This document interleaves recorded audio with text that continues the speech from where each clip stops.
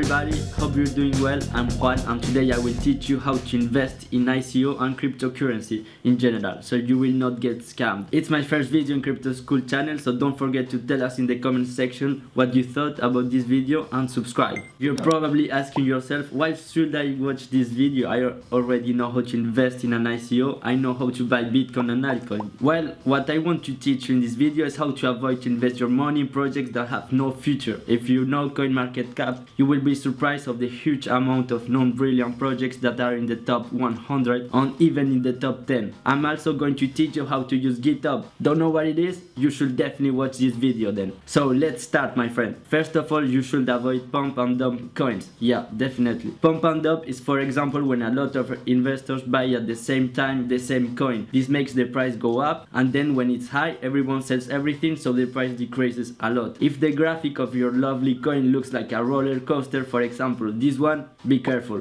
Pump and dump coins are extremely manipulated, and often only a few wallets have a huge percentage of all the total supply of the coin. So the next thing you want to check out is the distribution of wealth of the cryptocurrency. If you're planning to invest in an ERC20 token, bad choice, but say you want to do it anyway, you can use Etherscan to see it. Here we have a good example of decentralization in which only 100 wallets own 99% of the total supply of the currency. We're a little bit far from Satoshi's vision about decentralization, I guess. Also, you want to check if the project is constantly growing and improving. For that, go look all their social media, Twitter account, Facebook, Discord, all that stuff, but I'm sure you already know how to do that. You know that the cryptocurrency has a good wealth distribution and it's not the average pump and dump coin. You want to check out their website and the white paper. Yes, the white paper, the big document that everyone hates to read, but you should. If your coin presents a big referral program like bring 3 of your dumbest friends and you will earn extra 50% of tokens because we didn't pay shit for them and we don't care about it, that kind of referral programs that make you believe you will be a millionaire in 1 year, no thanks, too good to be true.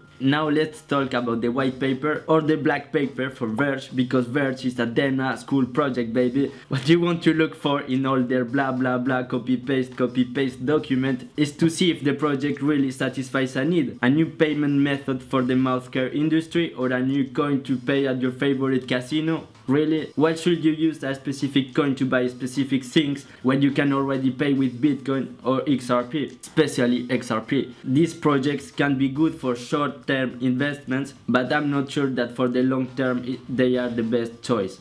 Now the last thing, and this is probably the most important and why you should stay till the end of the video, it's how to use GitHub. Never heard about GitHub before? Well, when the video is finished, you will be a different cryptocurrency investor, my friend. GitHub is used by cryptocurrency developers to create projects. It's basically a cloud storage in which all the contributors modify and write the code of the cryptocurrency. Yeah, cryptocurrency is software before everything else, not only graphics and voodoo price predictions. So go find your favorite coin and go check out for their GitHub. I cannot teach you how to be an expert at reading software, or maybe yes if you pay me, but what I can teach you is to look all these 2 things. First, look at the last commit. The last commit is the last update on the code. More than 2 months looks like a dead project to me. Then you can see the contributors and their coding frequency. In other words, look at how many people work on the project and how often. Be smart and also check if the contributors really work on the project. A contributor without activity is not a contributor. This only increases the size of the team, so be careful about ghost contributors like all this. Well, now that you know how to find good cryptocurrency projects, go make some money, baby. If a cryptocurrency fits some of these points, you should avoid putting your money on it, but maybe you are a badass investor that doesn't fear anything. In that case, I have nothing to teach you. Subscribe for more content and don't forget to dislike this video if you own a cryptocurrency that matches all that I said before.